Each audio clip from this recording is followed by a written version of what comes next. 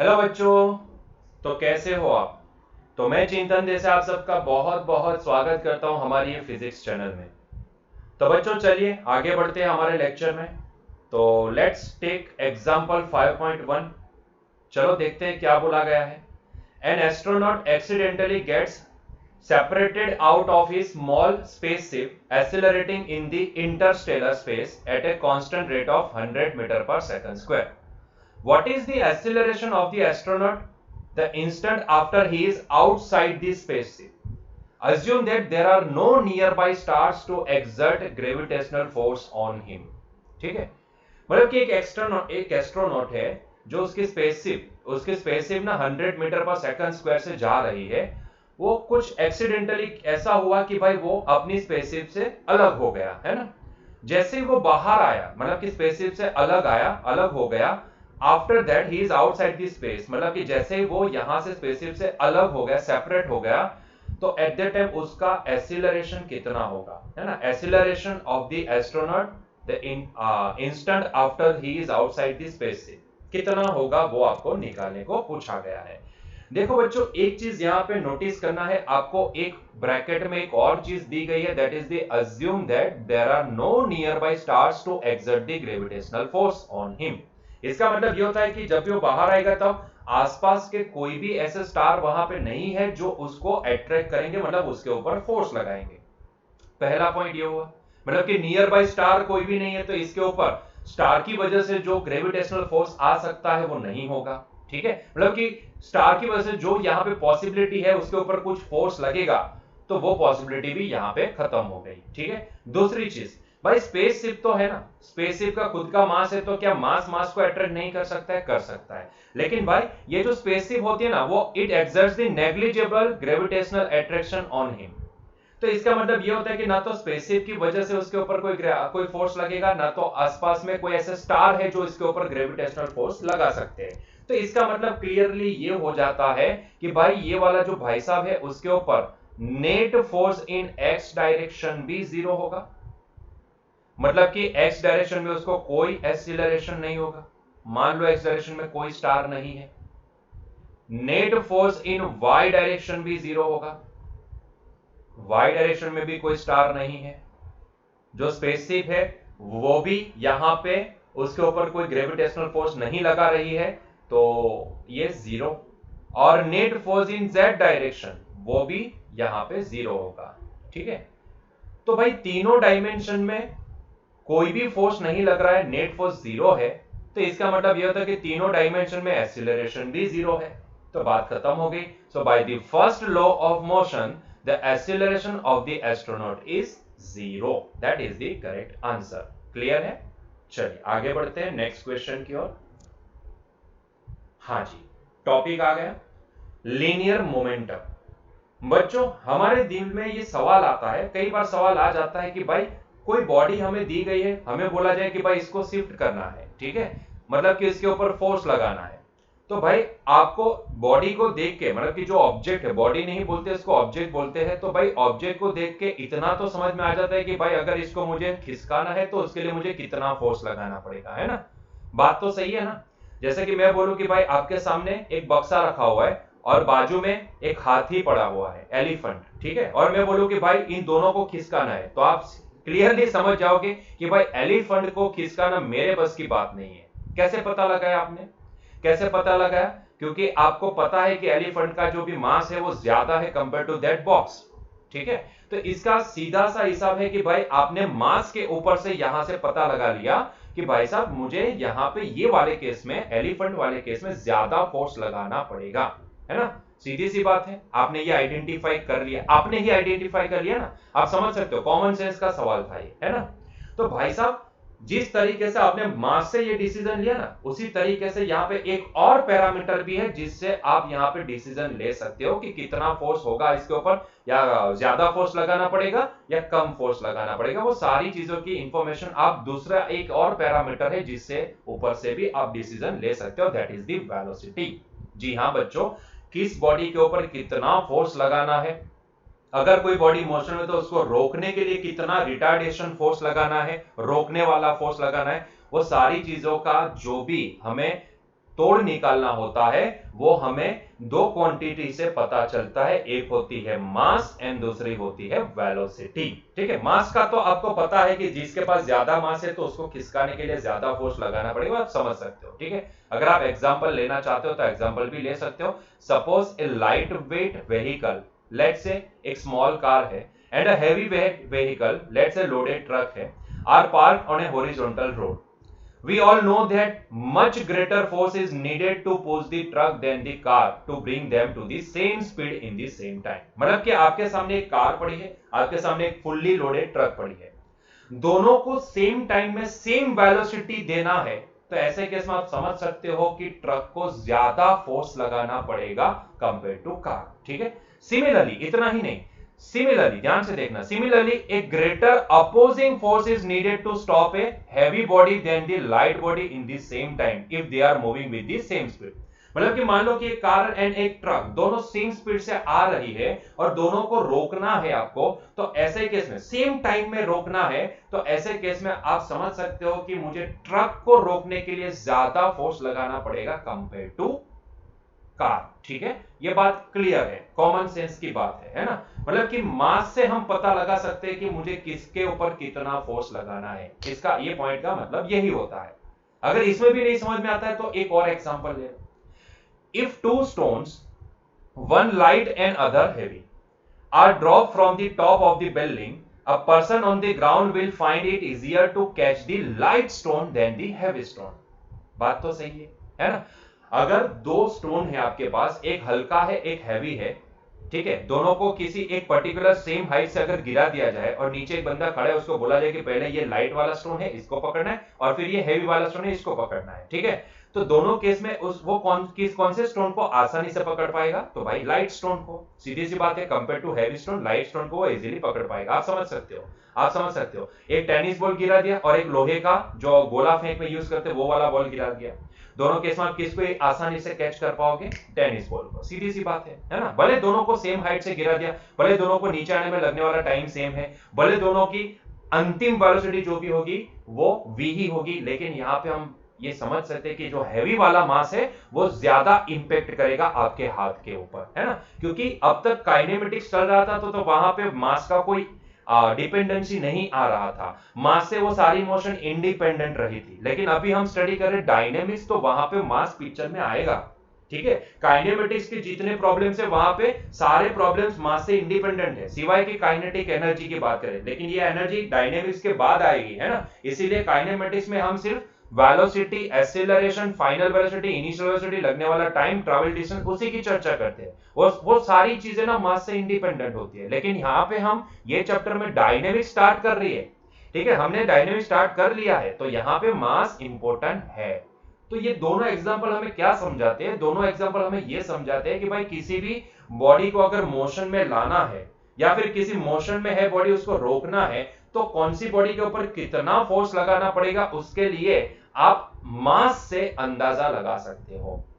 सिर्फ मास नहीं, उसी तरीके से आप वेलोसिटी से भी अंदाजा लगा सकते हो। कोई केस में ऐसा होता है, जैसे कि यहां पे तीसरा एग्जांपल हमने लिया है, speed is another important parameter to consider. A bullet fired by a gun can easily pierce human tissue before it stops, resulting in a casualty.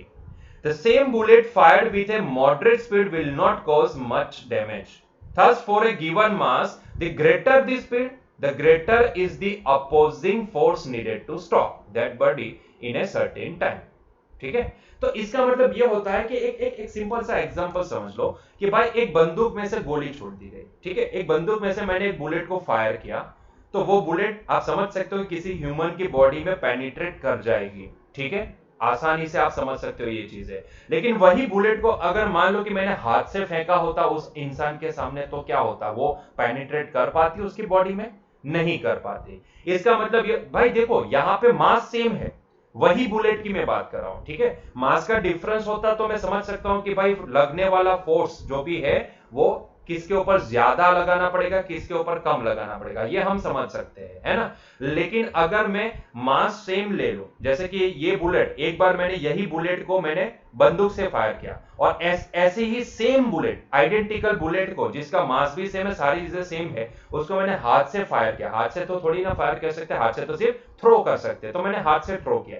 तो दोनों में आप पाओगे तो आपको समझ में आ जाएगा कि भाई ये जो बंदूक से फायर की गई बुलेट थी ना, वो इंसान के बॉडी में पेनिट्रेट आसानी से कर जाती है, लेकिन ये वाली जो हाथ से फेंकी गई थी बुलेट, वो पेनिट्रेट नहीं कर पाएगी। अरे उतना ही नहीं, जो इतने मोमेंटम से आई है, देखो मैं मोमेंटम गलती से बोल गया, एक्चुअल में मोमेंटम तक हमें पहुंचना है, ये सारी चीजों की चर्चा करके मोमेंटम तक पहुंचना है, लेकिन मैं बोल गया पहले से ही मोमेंटम। जी हाँ, ये मोमेंटम बहुत ही इंपॉर्टेंट टर्म होती है ये समझने के लिए, ठीक है। तो सिर्फ मास के ऊपर डिपेंडेंसी नहीं है, फोर्स कितना लगाना है वो भाई साहब यहाँ पे वेलोसिटी के ऊपर भी डिपेंडेंसी है। अगर वो बुलेट जो आसानी से, सीधी सी बात है, जिसको मैंने हाथ से थ्रो किया तो उसको रोकना भी बहुत ही आसान होगा, लेकिन अगर मैंने किसी बंदूक से उसको फायर किया तो उसको रोकना उतना ही मुश्किल होगा, उतना ज्यादा मुझे अपोजिंग फोर्स लगाना पड़ेगा। ये आप समझ सकते हो, मतलब कि फोर्स कितना लगाना है वो आइडेंटिफाई करने के लिए सिर्फ मास ही काफी नहीं है, वेलोसिटी भी उतनी ही मैटर करती है ना। इसीलिए ये अंडरस्टैंड करने के लिए हम एक और फिजिकल क्वांटिटी को यहां पे डिफाइन करते हैं, that is called linear momentum. ये लीनियर मोमेंटम है क्या, क्योंकि दो चीजें हमें पता करनी होती है ना, एक अंदाजा लगाने के लिए मास चाहिए और दूसरा वेलोसिटी चाहिए, दोनों चाहिए। सेम मास है लेकिन वेलोसिटी अलग अलग है, तो भी उनको रोकने के लिए मुझे अलग अलग फोर्स देना पड़ेगा, है ना, सिंपल सी बात है। और मान लो कि भाई वेलोसिटी सेम है लेकिन मास अलग अलग है, तो ऐसे केस में भी मुझे अलग अलग फोर्स लगाना पड़ेगा उसको रोकने के लिए, सीधी सी बात है ना। तो इसीलिए हम एक काम करते हैं ना, हम एक ऐसी एक क्वांटिटी को ही डिफाइन कर देते हैं कि जो क्वांटिटी हमें ये पता लगा के दे कि भाई इसके ऊपर कितना फोर्स लग सकता है ना। तो इसीलिए हमने एक और क्वांटिटी को डिफाइन कर दिया, that is called linear momentum, which is what, linear momentum is nothing but the product of its mass m and velocity v। तो ये लीनियर मोमेंटम है क्या, just multiplication of mass and velocity. दो चीजें चाहिए, mass and velocity, दो चीजों से हम पता लगा सकते हैं कि किसके ऊपर कितना ज्यादा फोर्स लगाना होता है, तो उसके लिए मास एंड वेलोसिटी दोनों चाहिए। तो हमने क्या कर दिया, उन दोनों का मल्टीप्लिकेशन कर दिया और एक नई क्वांटिटी बना दी जिसको हमने बोल दिया लीनियर मोमेंटम। तो लीनियर मोमेंटम बच्चों है क्या, it is the product of mass and velocity, that's it, ठीक है। It is the product of mass and velocity, मतलब कि greater the change in the momentum in a given time, the greater is the force that needs to be applied, ठीक है। मतलब कि जितना ज्यादा मोमेंटम में चेंज दिखेगा उतना ज्यादा फोर्स हमें अप्लाई करना पड़ेगा, सीधी सी बात है ना। जितना ज्यादा चेंज आपको मोमेंटम में दिख रहा है, क्योंकि मोमेंटम ही तो है जो हमें फोर्स कितना लगाना है वो आइडेंटिफाई करके देती है ना। तो इसीलिए हमने ये सोचा कि भाई जितना ज्यादा अगर मोमेंटम, चेंज इन मोमेंटम है, इसका मतलब ये होता है कि उतना ज्यादा हमें उसके ऊपर फोर्स लगाना है। समझ में आ रहा है, 100 की स्पीड से आ रही कार को रोकना है तो उसके लिए ज्यादा फोर्स लगाना पड़ेगा कंपेयर टू 10 की स्पीड से आ रही कार को रोकने के लिए, सिंपल सी बात है। 100 की स्पीड से आ रही है मतलब कि उसकी वेलोसिटी ज्यादा है, वेलोसिटी ज्यादा है तो उसका मोमेंटम ज्यादा है ना, तो उसको रोकने के लिए हमें ज्यादा अपोजिंग फोर्स लगाना पड़ेगा। लेकिन मान लो कि वही कार मतलब कि मास सेम है लेकिन वेलोसिटी 10 किलोमीटर पर आवर, मतलब कि वेलोसिटी कम है, तो उसको रोकने के लिए, क्योंकि उसका मोमेंटम कम है, तो उसको रोकने के लिए हमें कम फोर्स लगाना पड़ेगा कंपेयर टू 100 स्पीड से आ रही कार को रोकने के लिए, ठीक है, क्लियर है। तो इसीलिए हम यहाँ पे डिफाइन करते हैं मोमेंटम को।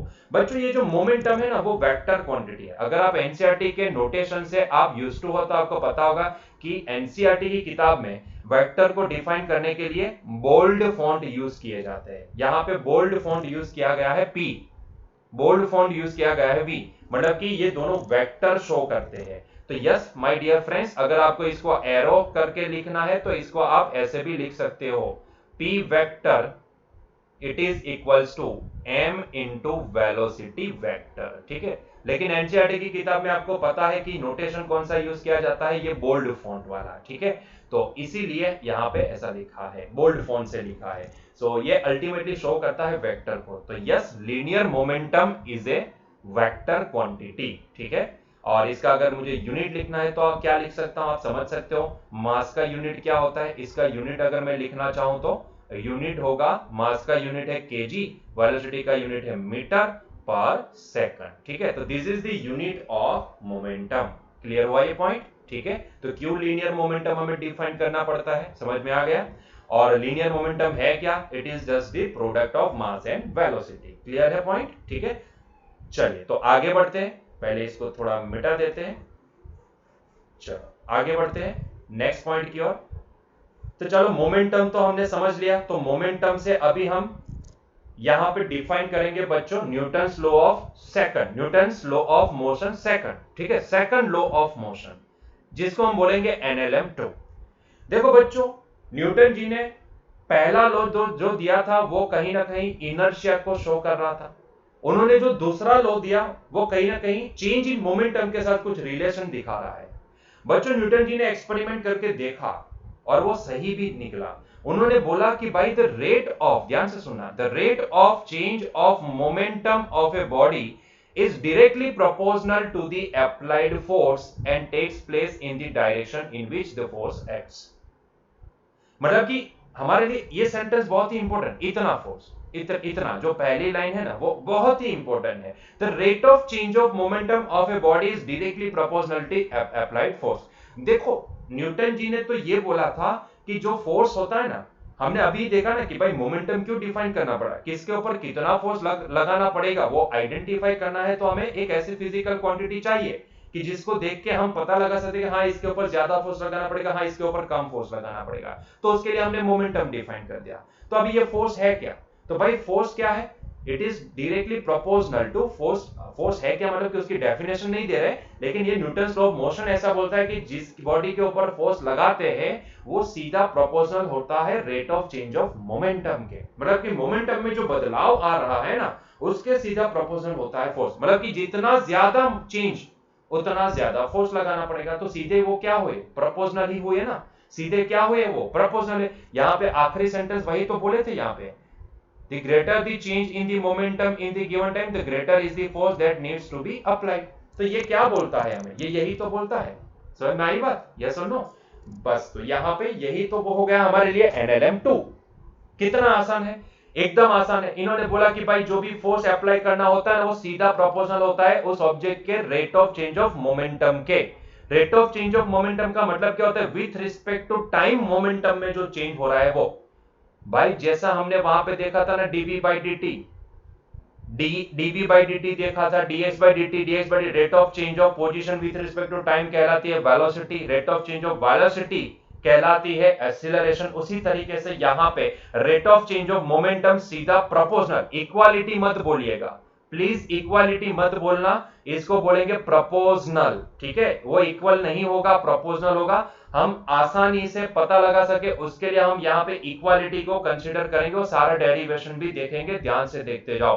तो न्यूटन जी ने अपने सेकंड लॉ में ये बोला कि किसी भी ऑब्जेक्ट के ऊपर लगने वाला फोर्स सीधा प्रोपोर्शनल होता है rate of change of momentum के, मतलब कि dp by dt के सीधा प्रोपोर्शनल होता है, इक्वल नहीं बोला था।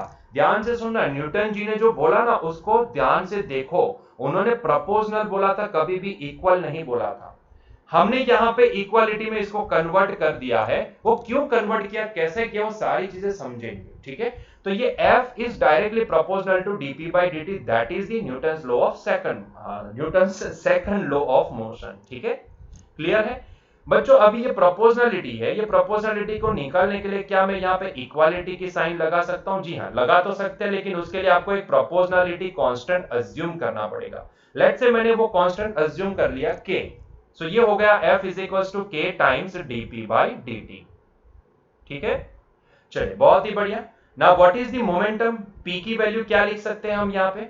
p की वैल्यू बच्चों हम लिख सकते हैं, it is nothing but d by dt of, ध्यान से देखिएगा, d by dt of m into v, क्योंकि मोमेंटम किसके बराबर होता है, m इंटू v के बराबर। अभी डिफाइन किया ना मोमेंटम को, ठीक है, तो ये m इंटू v के बराबर होता है। बहुत ही बढ़िया। चलो अभी यहाँ पे होगा क्या, देखो हम जिस मोशन की बात करते हैं ना, देखो यहाँ पे दो प्रकार के क्वेश्चन आते हैं। खैर हमारी एनसीईआरटी में रॉकेट वाले प्रॉब्लम्स नहीं है, अगर आप कॉम्पिटिटिव की प्रिपरेशन करते हो तो वहां पे रॉकेट्स वाले भी प्रॉब्लम्स आएंगे।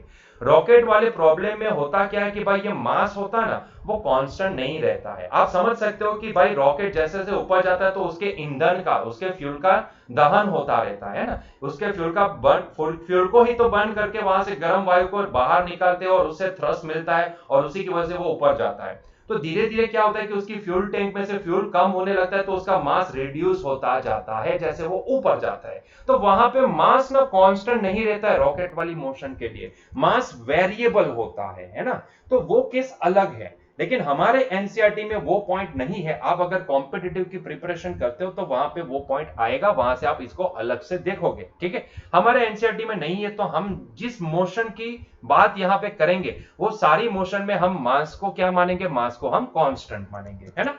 बात समझ में आ रही है, हम मास को कांस्टेंट मानेंगे, हम रॉकेट की बात यहां पे नहीं कर रहे हैं, ठीक है। तो हमारी एनसीईआरटी में जो मोशन की बात हो रही है वहां पे हम मास को कांस्टेंट मानेंगे।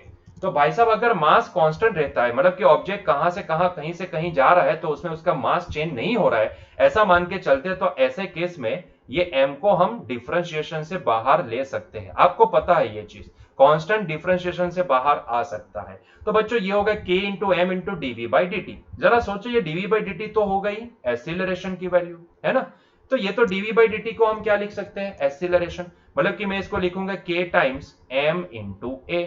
आपको पता है, मुझे बोलने की जरूरत नहीं है। तो भाई ये हो गया फोर्स का formula, that is k times ma। Sir लेकिन force F is equal to तो ma होता है ना।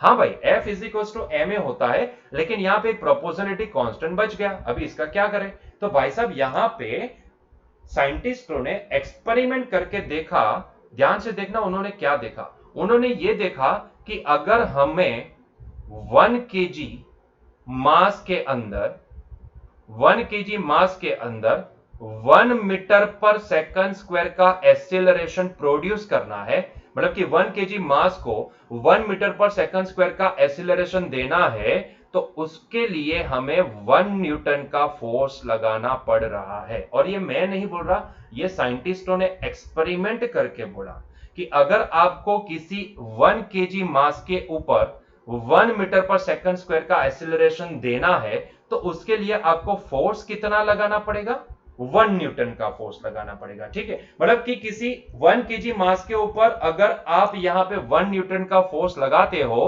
तो उससे वो ऑब्जेक्ट को 1 मीटर पर सेकंड स्क्वायर का एक्सेलरेशन मिलेगा, ठीक है। क्लियर हुआ ये पॉइंट, ठीक है। तो उसके लिए अगर मैं यहां पे सारी वैल्यू 1 प्लेस कर दूं, so let F is equals to 1 Newton. Similarly, acceleration is equals to 1 meter per second square, and at that time the mass is equals to 1 kg। ठीक है, ये मैंने नहीं बोला, ये किसने बोला, एक्सपेरिमेंट ऐसा बोलते हैं। साइंटिस्टों ने जो एक्सपेरिमेंट किए वो ऐसा बोलते हैं कि भाई अगर कोई आप 1 kg मास के ऊपर आप 1 न्यूटन का फोर्स लगाते हो, तो उससे वो ऑब्जेक्ट का acceleration 1 metre per second square आता है ना। ये एक्सपेरिमेंट से इन्होंने देखा, उन्होंने बार बार ये अप्लाई करके देखा कि अगर हम 1 kg मास के ऊपर अगर 1 न्यूटन का फोर्स लगाते हैं, तो वो ऑब्जेक्ट को कितना एक्सीलरेशन प्राप्त होता है, तो वो ऑब्जेक्ट को 1 मीटर पर सेकंड स्क्वायर का एक्सीलरेशन प्राप्त होता है। तो ये सारी वैल्यू अगर हम यहां पे प्रोवाइड कर देते हैं, तो बच्चों यहीं से हमें k का वैल्यू भी मिल जाएगा। तो ये 1 इंटू 1, तो आप खुद ही देख लो कि भाई यहां पे तो k की वैल्यू कितनी आई, 1, है ना। k की वैल्यू कितनी आई, 1, बात खत्म। तो अगर k की वैल्यू 1 है, तो वापिस इसको यही फॉर्मूला के अंदर अगर हम प्लेस कर दे, फॉर्मूला नंबर 1 के अंदर अगर हम प्लेस कर दे, तो हमारे लिए वही अब फोर्स की वैल्यू क्या हो जाएगी, फोर्स की वैल्यू हो जाएगी m इंटू ए के बराबर, है ना।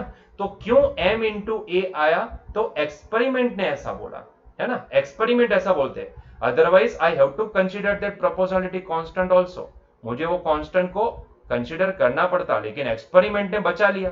एक्सपेरिमेंट ऐसा बोलते हैं कि भाई अगर आप किसी 1 kg मास के ऊपर अगर 1 न्यूटन का फोर्स लगाते हो, तो ऐसे केस में उसको एक्सीलरेशन कितना मिल जाता है, 1 मीटर पर सेकंड स्क्वायर का, ठीक है। तो ये एक्सपेरिमेंट ने हमें बताया, तो हमने वही वैल्यू प्लेस करके k का वैल्यू निकाला, और जब भी वैल्यू निकाला तो हमें पता चला कि भाई ये तो 1 आई, तो यहां पे 1 प्लेस कर दो, तो हमारे पास अभी ये NLM2 क्या बन गया, F is equals to ma। Clear है, F is equals to ma।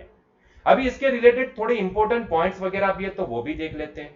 ठीक है, वैसे तो 4 पॉइंट है आपकी एनसीईआरटी की किताब में, 4 पॉइंट दिए गए, लेकिन इसमें से 3 इंपॉर्टेंट है तो हम उसी को देखेंगे। ठीक है, चलिए, तो पहला इंपॉर्टेंट पॉइंट, पहले ये समझ में ये डेरिवेशन कैसे हमने लिखा। न्यूटन जी ने कभी ऐसा नहीं बोला था कि फोर्स हमेशा ma के बराबर होता है।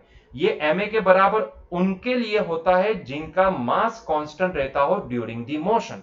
अगर यही केस में अगर मैं रॉकेट का केस ले लेता हूं तो वहां पे ये ma वैलिड नहीं होगा, फोर्स ma के बराबर नहीं होगा। ठीक है, तो ये खास ध्यान में रखना, न्यूटन जी ने सेकंड लॉ ये दिया था, this is the second law. अगर मैं बोलना चाहूं तो this is the real second law, कि फोर्स वो सीधा प्रोपोर्शनल होता है rate of change of momentum के, लेकिन हमने उसमें मॉडिफिकेशन करके हमारे हिसाब से इसको कन्वर्ट कर दिया F is equals to M में। क्लियर है? चलिए, तो इसके रिलेटेड थोड़ा इंपॉर्टेंट पॉइंट्स वगैरह भी चर्चा कर लेते हैं। पहला point, in this second law if net force F is equals to 0 then acceleration is 0। बात तो सही है, अगर मान लो कि किसी ऑब्जेक्ट के ऊपर नेट फोर्स 0 है तो सीधी सी बात है कि वो नेट फोर्स 0 का मतलब क्या होता है, एक्सीलरेशन 0 होगा। अगर आप यहां पे, क्योंकि मास थोड़ी ना 0 होने वाला है, अगर मान लो कि किसी ऑब्जेक्ट के ऊपर आपने फोर्स लगाया 0, मतलब कि फोर्स है ही नहीं उसके ऊपर, या फिर फोर्स लग रहा है लेकिन उसका नेट रिजल्टेंट 0 निकलता है, तो ऐसे केस में भाई साहब उसका एक्सीलरेशन भी क्या होगा, 0 होगा। और अगर इसको समझना है तो ये आप समझ सकते हो एक सिंपल सा एग्जांपल लेके। ठीक है, चलिए तो समझते हैं उसको, एक सिंपल सा एग्जांपल ले लेता हूं। मान लो कि ये है मेरे पास एक ब्लॉक जिसका खुद का मास है लेट्स से 1 नहीं m बोल देते, जिसका खुद का मास कितना है m kg के बराबर। ठीक है, तो ये मैंने एक ब्लॉक ले लिया लेट्स से, जिसका खुद का मास m है, जिसको मैंने किसी सरफेस के ऊपर रखा हुआ है। तो आपको पता है कि भाई इसके खुद के मास की वजह से इसको नीचे लगेगा mg, और यही सरफेस इसको ऊपर लगाएगी एक नॉर्मल के तौर पे एक n। तो आप खुद देखोगे तो यहां पे x डायरेक्शन में तो कोई फोर्स नहीं है, z डायरेक्शन में कोई फोर्स नहीं है, लेकिन y डायरेक्शन में तो फोर्स है। लेकिन आप देखोगे तो y डायरेक्शन के दोनों फोर्स इक्वल है एंड अपोजिट डायरेक्शन में है। इसका मतलब यह होता है कि यहां पे नेट फोर्स इन y डायरेक्शन क्या है, 0 है। नेट फोर्स इन y डायरेक्शन 0 लेते हो और मान के चलते हो कि भाई नहीं नहीं ये F net according to the second law m के बराबर होना चाहिए, तो आप खुद ही देख लो मास तो 0 नहीं होगा, तो यहां पे हम सीधा डायरेक्टली लिख सकते कि इसका मतलब यह है कि ay 0 होना चाहिए।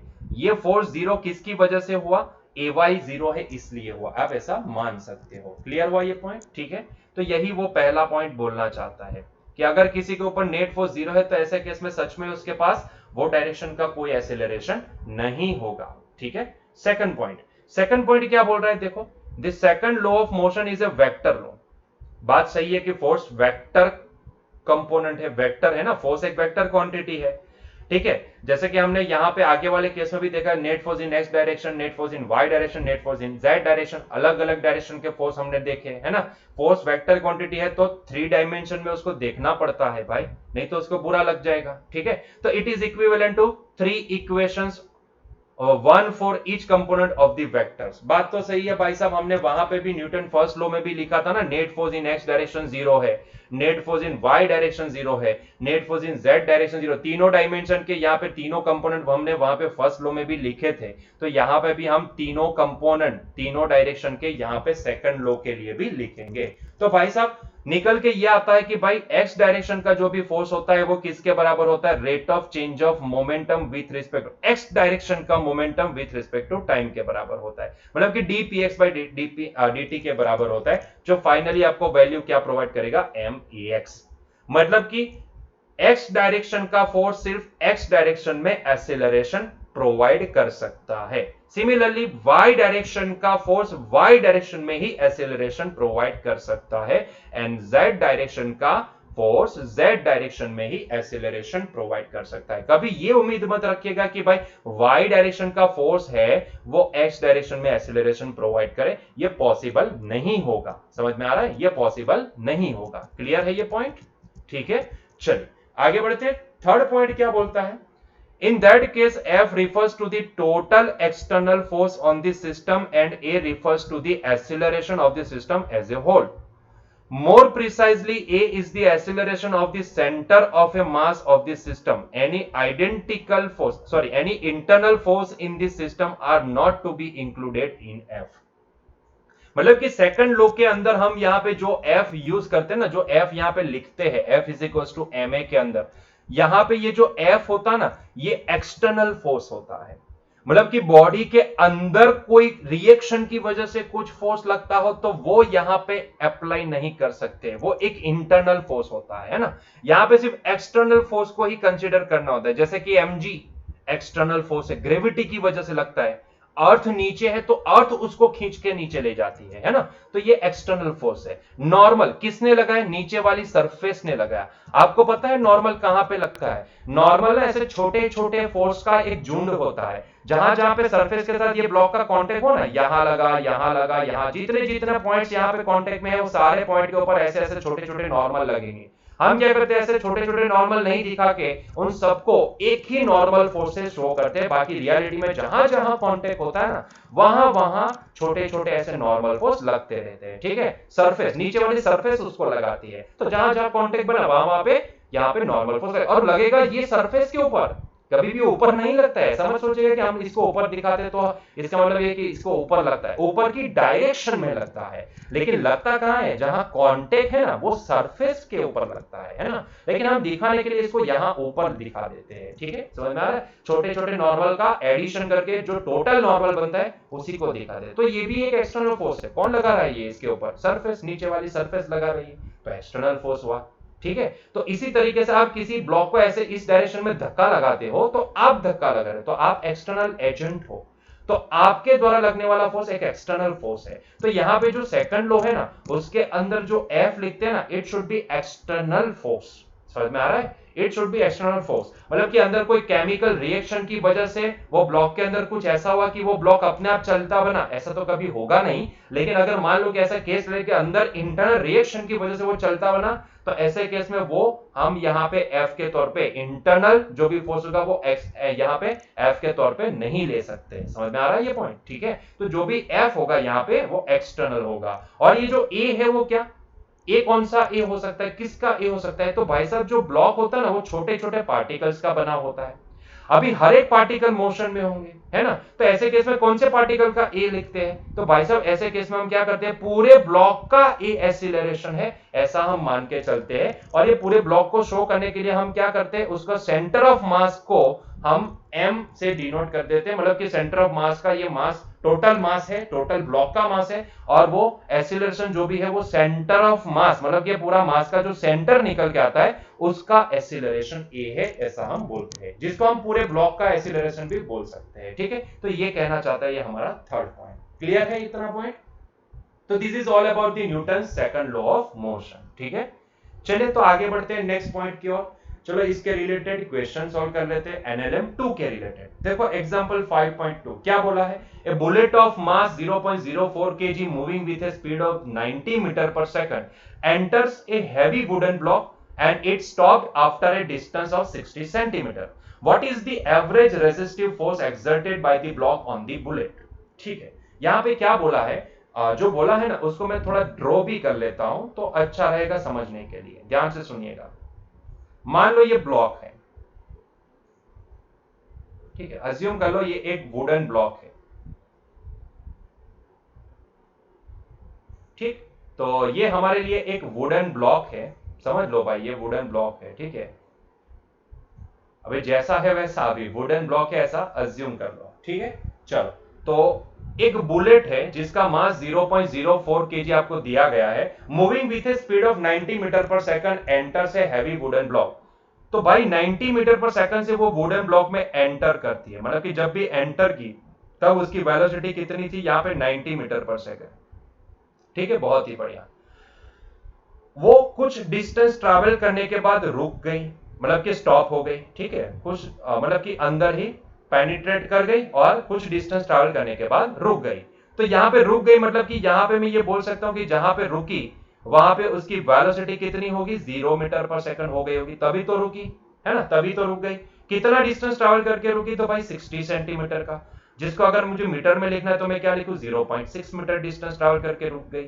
ठीक है, यस और नो? तो भाई यहां पे what is the average resistive force exerted by the block on the bullet, मतलब कि ये ब्लॉक ने ये बुलेट को रोकने के लिए कितना फोर्स एग्जिबिट किया होगा, ठीक है, वो आपको निकालना है। और आपको पता है कि वो फोर्स कितना होता है, ma के बराबर होता है। वो फोर्स लेट से F लगाया ma के बराबर, m तो पता है ना, व्हाट अबाउट द एक्सीलरेशन। यहाँ पे हम इसको एक्सीलरेशन नहीं बोलेंगे, इसको रिटार्डेशन बोलेंगे, क्योंकि बुलेट रुक रही है कि जब एंटर की तब उसके पास वेलोसिटी थी, जब बाहर मतलब अंदर रुक गई का मतलब क्या, उसकी वेलोसिटी धीरे धीरे कम होके जीरो हो गई। मतलब कि हम ये बोल सकते हैं कि उसको एक्सीलरेशन जो लगेगा ब्लॉक की वजह से वो अपोजिट डायरेक्शन में लगेगा। तो ये तो भैया ये पूरा क्वेश्चन हो गया किसका, हमारे इसके आगे वाले चैप्टर का, मोशन इन स्ट्रेट लाइन का। देखो ना, मुझे यहां पे इनिशियल वेलोसिटी पता है, मुझे फाइनल वेलोसिटी पता है, मुझे यहां पे ट्रैवल डिस्टेंस भी पता है, मुझे एक्सीलरेशन अगर यहां से निकालना है तो मैं थर्ड नंबर वाला फॉर्मूला अप्लाई कर सकता हूं। याद करो थर्ड नंबर वाला फॉर्मूला क्या था, x is equal to final velocity का स्क्वायर माइनस इनिशियल वेलोसिटी का square divide by twice a। लेकिन ये एक्सीलरेशन अपोजिट डायरेक्शन में लग रहा है, इसलिए मैं इसको लिखूंगा माइनस a। अच्छा, इसकी फाइनल वेलोसिटी कितनी, 0, तो ये होगा 0 का स्क्वायर। इनिशियल कितनी, तो 90 मीटर पर सेकंड, तो ये 90 का square divide bye minus twice a, है ना, यही होगा। यस और नो? तो आप यहां से पता कर सकते हो, ये 0 का स्क्वायर 0 माइनस माइनस प्लस हो जाएंगे, ये इसको मैं लिखूंगा 90 इंटू 90, ठीक है, divide by 2 times a, that is equal to x। और ये x कितना दिया गया है, 0.6 मीटर डिस्टेंस ट्रैवल करके रुक रहे हैं। तो क्या हमें यहां से एक्सीलरेशन मिल सकता है? जी बिल्कुल आसानी से आप एक्सीलरेशन निकाल सकते हो। एक्सीलरेशन होगा 90 इंटू, एक काम करते हैं यहाँ पे बाजू में लिखते हैं, ठीक है, तो यहाँ पे मैं बाजू में लिखता हूं। सो यहीं से एक्सीलरेशन को आप सब्जेक्ट बना दो, तो एक्सीलरेशन की वैल्यू आएगी 90 मल्टीप्लाई बाई 90 डिवाइड बाय, इसको हम लिखेंगे 2 टाइम्स 0.6। तो आपके पास कैलकुलेटर है तो आप उसका इस्तेमाल कर सकते हो, कैलकुलेटर का इस्तेमाल करो। ये हो जाएगा 90 मल्टीप्लाई बाई 90 डिवाइड बाय, ये हो जाएगा 2 डिवाइड बाय, ये हो जाएगा 0.6। तो बच्चों मेरे पास आंसर आया 6750, 6750, ठीक है, 6750 मीटर पर सेकंड स्क्वायर। तो इतना एक्सीलरेशन मोशन की अपोजिट डायरेक्शन में प्रोवाइड करेगी। तो मैं इसको एक्सीलरेशन नहीं बोलूंगा, मैं इसको रिटार्डेशन बोलूंगा, है ना, मैं इसको रिटार्डेशन, क्योंकि वो ये डायरेक्शन में लग रहा है, रिटार्डेशन बोलूंगा, ठीक है। तो इतना रिटार्डेशन वर्ड के अंदर ये माइनस साइन आ गई। अगर आप एनसीईआरटी की किताब को देखोगे तो एनसीईआरटी की किताब में ना आपको इसकी वैल्यू माइनस दी गई है, क्योंकि उन्होंने इसको पहले एक्सीलरेशन के तौर पे ऐसे इस डायरेक्शन में देखा है। हमने पहले से इसको अपोजिट डायरेक्शन में ही देख लिया, इसलिए हमारा आंसर यहाँ पे माइनस साइन वाला नहीं आया, ठीक है। इसका मतलब ये नहीं कि भाई हमारा आंसर गलत है, हमारा आंसर सही है। हमने पहले से एक्सीलरेशन को देखो ना, यहाँ पे नेगेटिव लेके ही हमने प्लेस किया है। आप देख सकते हो ऊपर वाले स्टेप के अंदर हमने पहले से एक्सीलरेशन को नेगेटिव ले लिया है ना, इसीलिए हमें उसका मैग्नीट्यूड जो मिला वो पॉजिटिव मिला। क्लियर है? बाकी कोई गलती कोई भी नहीं है, सही ही है, कोई प्रॉब्लम नहीं है, ठीक है। चलो, तो एक्सीलरेशन मिल चुका है, तो भाई ब्लॉक के द्वारा लगने वाला वो force, exerted force by the block कितना होगा? तो force exerted by the block कितना हो सकता है? फोर्स एक्सर्टेड बाय ब्लॉक, जी हाँ, जिसको मान लो कि हम F से डिनोट करते हैं, वो हो सकता है ma के बराबर, जहां पे मास मतलब कि बुलेट का मास, किसको रोकना है? उसका मास 0.04 मल्टीप्लाई बाय हम क्या करेंगे? 6750। तो भाई इसको फर्दर मल्टीप्लाई कर दो 0.04 से, 0.04 से, तो भाई हमारे पास आंसर आएगा 270 न्यूटन। मतलब कि ये बुलेट को रोकने के लिए ब्लॉक ने कितना फोर्स एग्जिबिट किया होगा? 270 न्यूटन। कौन सी डायरेक्शन में? अपोजिट डायरेक्शन में, ठीक है। 270 न्यूटन का फोर्स एग्जिबिट किया होगा। आई होप सो कि आपको ये क्लियर हो गया है। क्लियर है भाई पॉइंट? ठीक है, चलो नेक्स्ट क्वेश्चन की ओर आगे बढ़ते हैं। देखो बच्चों क्या पूछा है, the motion of a particle of a mass m is described by y is equal to ut plus half gt square, then find the force acting on this particle. To be specific बोलो तो ये कौन सी direction की motion होगी? तो y direction की motion होगी, है ना। और आपको वह पार्टिकल के ऊपर लगने वाला फोर्स निकालना है, तो बहुत ही आसान है, एक्सीलरेशन पता कर लो, F इज इक्वल टू क्या होता है? ma के बराबर होता है। ये ऑब्जेक्ट का मास भी यहाँ पे m ही दिया गया, तो ma के बराबर होता है, सिंपल सा पॉइंट है। लेकिन उसके लिए a पता होना जरूरी है। आप चाहो तो यहाँ से डायरेक्टली a की वैल्यू g लिख सकते हो, है ना। लेकिन हमें यहाँ पे क्वेश्चन में पूछा तो डेरिवेशन करना पड़ेगा, डिराइव करना पड़ेगा ये सारी चीजें, ठीक है। तो मैं क्या करता हूँ, कैसे इसको डिराइव करता हूँ, ध्यान से देखो, ut plus half gt square, है ना। तो हमें उसकी मोशन, कुछ मोशन का मतलब कि पोजीशन का ये फंक्शन दिया गया है। तो पहले मैं क्या करता हूं, पहले मैं वेलोसिटी निकाल लेता हूं। एक्सीलरेशन निकालने के लिए वेलोसिटी चाहिए पहले, उसके बाद उसका डिफरेंशिएशन करके आप एक्सीलरेशन निकाल सकते हो। तो ये dy by d t that is equal to क्या होगा, it is nothing but d by d t of ut plus half g t square, ठीक है। चलो डिफरेंशिएशन आप सेपरेट लगा सकते हो एडिशन में, और कांस्टेंट डिफरेंशिएशन से बाहर भी आ सकता है। तो D by d t of, यहाँ पे u बाहर आ गया, t होगा, यहां से हाफ g मतलब कि इसको मैं g बाई टू बोल सकता हूँ, g बाई टू बाहर आ गया, D by d t of ये हो जाएगा टी स्क्वायर, ठीक है। चलो t का t के साथ डिफरेंशिएशन सॉरी 1 होता है, 0 नहीं 1 होता है, तो ये हो गया सिर्फ u, और यहां से टी स्क्वायर का डिफरेंशिएशन क्या होगा, ये होगा g by two into T square का डिफरेंशिएशन 2t होता है। तो देखो 2 ने 2 को छम्मा छम्मा कर दिया, तो भाई यहाँ पे हमारे पास आंसर है u प्लस जी टी के बराबर। तो ये हो गया वेलोसिटी का फंक्शन। लेकिन हमें फोर्स निकालने के लिए एक्सीलरेशन चाहिए, तो उसके लिए मैं क्या करता हूं, तो एक्सीलरेशन का भी फॉर्मूला यूज करता हूं। एक्सीलरेशन क्या होता है, dv बाई dt होता है ना। तो यहाँ पे अभी v की वैल्यू प्लेस कर दो, तो ये हो जाएगा d by d t of v, जो होता है u प्लस डी टी। भले आपको पता है कि एक्सेलरेशन यहाँ पे g के बराबर होगा, फिर भी हमें ये डेरिवेशन करना पड़ेगा, क्योंकि ये क्वेश्चन 2 मार्क्स में आता है। वहां पे आप सीधा इसको कंपेयर करके g a equal to g नहीं लिख सकते, नहीं तो मार्क्स कोई भी नहीं देगा आपको, ठीक है। तो 2 मार्क्स में पूरा डेरिवेशन दिखाना पड़ेगा। चलो इसको सेपरेटली लगा दो, तो ये d by d t of u plus यहां से g कॉमन निकल जाएगा, कॉमन नहीं बोलेंगे, कांस्टेंट है तो बाहर निकल जाएगा, ये हो जाएगा t। देखो u कांस्टेंट है तो कांस्टेंट का डिफरेंशिएशन वैसे भी 0 होता है, और यहाँ पे t का डिफरेंशिएशन t हो जाएगा। तो भैया यहां से हमें एक्सीलरेशन मिल चुका है, दैट इज किसके बराबर आया, g के बराबर। a की वैल्यू g के बराबर, तो यार उसके ऊपर लगने वाला फोर्स कितना हो सकता है, m इंटू a के बराबर। मतलब कि मैं बोल सकता हूं a की वैल्यू प्लेस करो g, तो ये होगा mg के बराबर। तो this is the answer, this is the answer. मतलब कि ये लगने वाला फोर्स कितना होगा, वो पार्टिकल के ऊपर लगने वाला फोर्स mg के बराबर होगा, और वो आपको पता भी है ना। क्लियर है। चलो आगे बढ़ते नेक्स्ट पॉइंट की ओर। इंपल्स, बहुत ही बढ़िया पॉइंट। बच्चों इंपल्स क्या होता है, देखो हमने Newton's law of second, sorry Newton second law देख लिया है ना, एनएलएम 2 देख लिया, एनएलएम 1 देख लिया। अभी ये छोटा सा पॉइंट है इंपल्स, इसको भी देख लेते हैं। बच्चों ये इंपल्स क्या होता है, ध्यान से सुनना, इसकी डेफिनेशन क्या बोलते हैं, फिर मैं समझाता हूं, आपको फील भी आ जाएगी कि भाई ये इंपल्स कहां लगता है और कैसा होता है, ठीक है। सारी चीजें आपको क्लियर हो जाएगी। पहले डेफिनेशन देख लो। A large force acting for a short time to produce a finite change in momentum is called an impulsive force। इसका मतलब क्या हुआ, इसका मतलब अगर मैं आसान भाषा में बोलूं तो छोटे इंटरवल के लिए लगने वाला तगड़ा फोर्स होता है इंपल्स। आई बात समझ में, छोटे इंटरवल के लिए लगने वाला तगड़ा फोर्स जो भी होता है, तगड़ा फोर्स, एकदम बड़ा तगड़ा फोर्स, वो होता है इंपल्स। क्लियर हुआ पॉइंट, ठीक है। वापिस बोलता हूं वही सेंटेंस, छोटे टाइम इंटरवल के लिए लगने वाला तगड़ा फोर्स इंपल्स कहलाता है।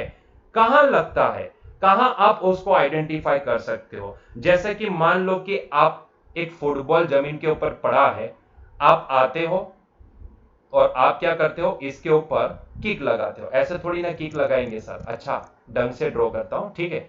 तो मान लो कि आपकी बॉडी और आप क्या करते हो, आप इसके ऊपर किक लगाते हो, ठीक है। तो आप जरा सोचो, आपके किक लगते ही ये फुटबॉल ड्यूं ड्यूं ऐसी मोशन करता है ना, करता है ना। आपने किक लगाई, आपने जोर से किक लगाई, और वो किक लगाने के कारण वो फुटबॉल यहां से प्रोजेक्टाइल मोशन करता करता करता करता यहां गिरा, है ना। होता है कि नहीं होता है आपके साथ, होता है ना। तो जरा सोचो कि आपने किक लगाई, क्या आप उसको कंटिन्यूअसली मतलब कि किक लगाते लगाते लगाते लगाते यहां से यहां तक लेके जाते हो, नहीं। आप सिर्फ एक बार जमीन से ही किक लगा देते हो, वो अपने आप ये प्रोजेक्टाइल मोशन करके यहां तक पहुंच जाता है, कितना ज्यादा डिस्टेंस ट्रैवल कर जाता है ना। तो भाई आपने जो भी फोर्स लगाया ना, जरा सोचो आपका पैर फुटबॉल के साथ कितने आवर्स तक कांटेक्ट में रहा, सर आवर्स तक। अच्छा कितने मिनट्स तक कांटेक्ट में रहा, सर मिनट्स। अच्छा कितने सेकंड के लिए, सब सेकंड, अच्छा कितने मिली सेकंड के लिए कांटेक्ट में रहा, जी हाँ, देखो आपने जब किक लगाई ना, तब आपका पैर, आपका जो फुट है ना, वो फुटबॉल के साथ स्मॉल इंटरवल ऑफ टाइम के लिए कांटेक्ट में आया, लेकिन उतने टाइम में भी आपने कितना जोर से उसके ऊपर फोर्स लगाया, सोचो ना, इतने छोटे इंटरवल में कितना तगड़ा फोर्स आपने लगाया होगा कि भाई इतने छोटे इंटरवल में भी वो सीधा इतनी बड़ी प्रोजेक्टाइल मोशन करके कितना दूर गिरेगा, है ना। यही तो इंपल्स है, आपके द्वारा जो लगने वाली जो किक थी ना, उसी को इंपल्स फोर्स बोला जाता है। अल्टीमेटली आपने क्या किया, फुटबॉल के ऊपर इंपल्स फोर्स लगाया। एक बैट्समैन है जिसने बॉल आया, बॉलर ने बॉल फेंका, बैट्समैन ने क्या किया, अपना बल्ला घुमाया, है ना। तो बल्ले के साथ बॉल का कांटेक्ट कितने टाइम के लिए होगा, फ्रैक्शन ऑफ इंटरवल के लिए, है ना, फ्रैक्शन छोटे इंटरवल के टाइम के लिए होगा, लेकिन उतने टाइम में जरा सोचो कि यहां पे कितना तगड़ा फोर्स लगा होगा। कई बार 4 चला जाता है, कई बार 6 भी चला जाता है, कई बार आउट भी हो जाता है ना, लेकिन सोचो जरा कितना तगड़ा फोर्स लगा होगा। कांटेक्ट हुआ सिर्फ छोटे इंटरवल ऑफ टाइम के लिए, लेकिन उतने इंटरवल में कितना तगड़ा फोर्स उसके ऊपर लग गया कि भाई साहब सोचो ना, जिस डायरेक्शन से आया था पूरी डायरेक्शन भी चेंज हो गई, उसकी मोशन की डायरेक्शन, जिस डायरेक्शन में आया था उसके अपोजिट डायरेक्शन में गया, है ना, और 6 लग गया। तो सोचो कि छोटे इंटरवल के लिए उस बैट्समैन ने कितना तगड़ा फोर्स लगाया होगा। तो यहां पे भी बैट्समैन के द्वारा बॉल के ऊपर जो फोर्स लगा ना, वो इंपल्स फोर्स होता है ना। एक और एग्जांपल, कई बार ना दीवार के साथ हम कैच कैच खेलते हैं, सर दीवार के साथ कैच कैच खेलते हैं, अरे दीवार के साथ नहीं खेलते, लेकिन क्या करते हैं, बॉल को जोर से दीवार के ऊपर हिट करते हैं, है ना। यहाँ पे एग्जांपल है, यहाँ पे एग्जांपल है, when a ball hits A ball and bounce back, the force on the ball by the wall acts for a very short time when the two are in contact, yet the force is impulse। आपको ये sentence पूरा करना है, ये क्या होगा, impulse होगा।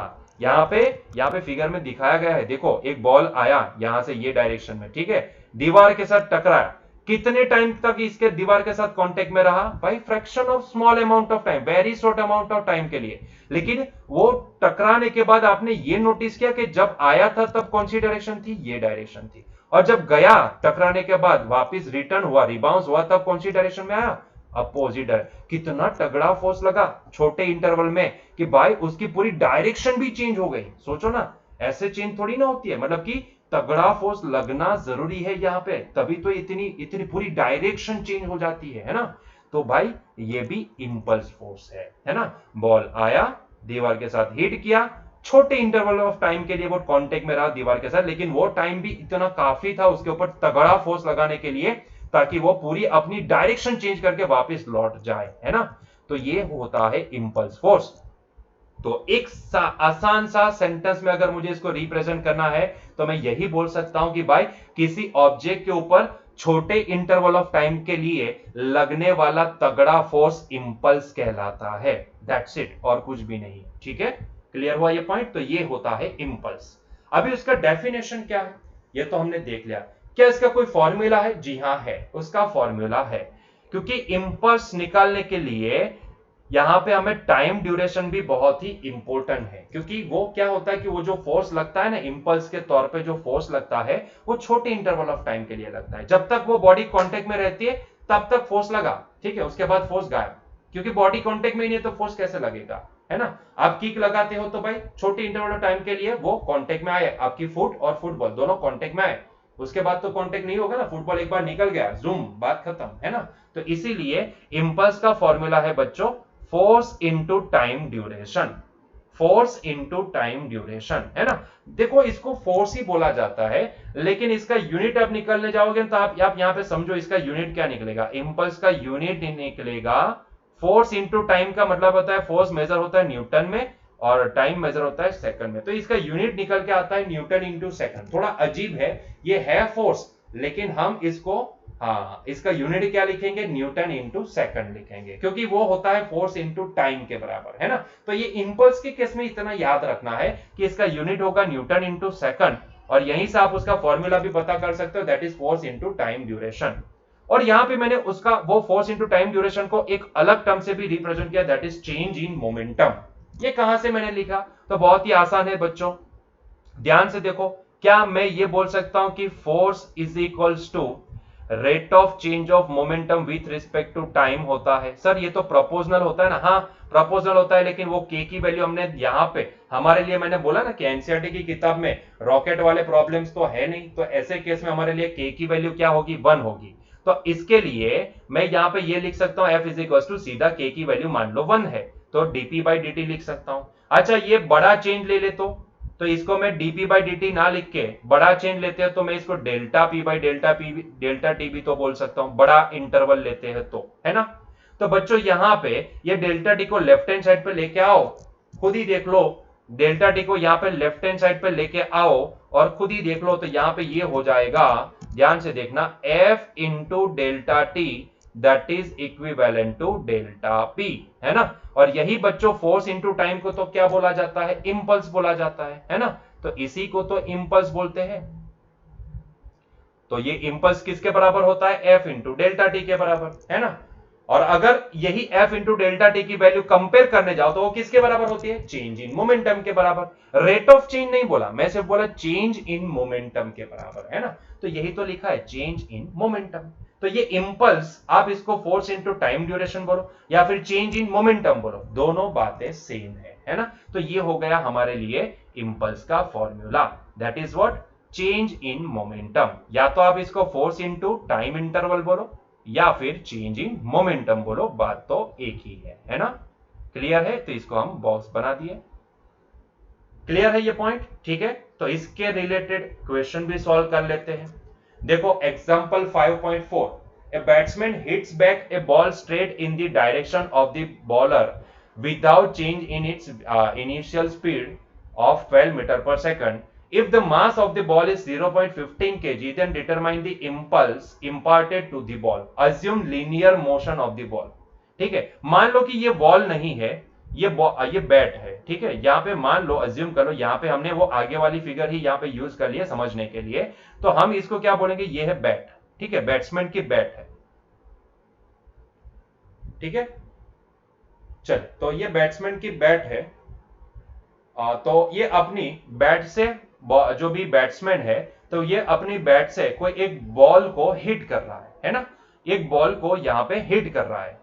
तो भाई बॉल जो भी आ रहा है, ध्यान से देखिएगा, बॉल जो भी आ रहा है वो ये डायरेक्शन में आ रहा है, जिस डायरेक्शन में आ रहा है उसके अपोजिट डायरेक्शन में वो जा रहा है बैट से टकराने के बाद, ठीक है। तो जब आया तब उसकी वेलोसिटी कितनी है? तो जब आया तब उसकी वेलोसिटी आपको दी गई है 12 मीटर पर सेकंड, ठीक है। और यहां पे ये क्लियरली बोला है, straight in the direction hits the back a ball straight in the direction of a bowler without changing in its initial speed that is 12 metre per second. मतलब कि बैट्समैन इस तरीके से इसको बॉल को हिट करता है कि ताकि जिस वेलोसिटी को लेके आया था ना, उतनी ही वेलोसिटी से वो वापस अपोजिट डायरेक्शन में जाएगा। मतलब कि यूबी, ये रिटर्न होने वाली वेलोसिटी भी क्या होगी? 12 मीटर पर सेकंड ही होगी, ऐसा यहां पे बोला गया है ना। और ये बॉल का मास कितना है? 0.15 केजी है, ठीक है। तो इसका मास कितना है? 0.15 केजी है, ठीक है। तो इसको अच्छे से लिखते हैं ताकि हमें समझ में आए। तो जितनी लेके आया वो भी कितनी है? 12 मीटर पर सेकंड, और जितनी लेके गया, हिट होने के बाद जितनी लेके गया वो भी कितनी है? 12 मीटर पर सेकंड है ना। ऐसा आपको बोला गया है, क्वेश्चन में ही बोला है, मैं क्या कर सकता हूं, क्वेश्चन में ही ऐसा बोला है, और जाता है उसके एग्जैक्टली अपोजिट डायरेक्शन में ही, ऐसा ही आपको बोला है ना। तो हम एक काम करते हैं, यहां पे हम थोड़ा नोटेशन यहां पे यूज कर लेते हैं कि भाई ये वाली जो डायरेक्शन होगी ना, ये वाली डायरेक्शन मेरे लिए होगी पॉजिटिव डायरेक्शन, ठीक है। और ये वाली जो डायरेक्शन होगी, ये वाली डायरेक्शन जो मेरे लिए होगी नेगेटिव डायरेक्शन, ठीक है। अगर बॉल ये वाली डायरेक्शन में आ रहा है तो इसको मैं पॉजिटिव डायरेक्शन बोलूंगा, और अगर ये नेगेटिव, ये वाली डायरेक्शन में जा रहा है टकराने के बाद, तो उसको मैं नेगेटिव डायरेक्शन मानूंगा। अभी आपको निकालने को क्या बोला? Determine the impulse imparted to the ball, ठीक है। तो ये बॉल के ऊपर बैट के लगने वाला इंपल्स कितना होगा? तो भाई आसानी से आप फॉर्मूला यूज कर सकते हो, इंपल्स कितना होता है? Impulse is nothing but equal to force into delta t. क्या आपको बोला है कि बैट के द्वारा उसके ऊपर इतना फोर्स लग रहा है? नहीं बोला है। देखो ध्यान से देखो, बोला है कहीं पे दिया है कि इतना न्यूटन फोर्स बैट दे रही है बॉल के ऊपर, नहीं बोला है। क्या आपको यह भी बोला है कि भाई इतने इंटरवल के लिए वो बॉल कांटेक्ट में आया है? क्वेश्चन में कहीं पे भी ये भी मेंशन नहीं है। तो इसका मतलब ये होता है कि भाई मैं ये वाला फॉर्मूला यूज नहीं कर सकता हूं। लेकिन ये हमें पता है कि भाई F इंटू डेल्टा टी किसके बराबर होता है? डेल्टा पी के बराबर होता है, मतलब कि चेंज इन मोमेंटम के बराबर होता है।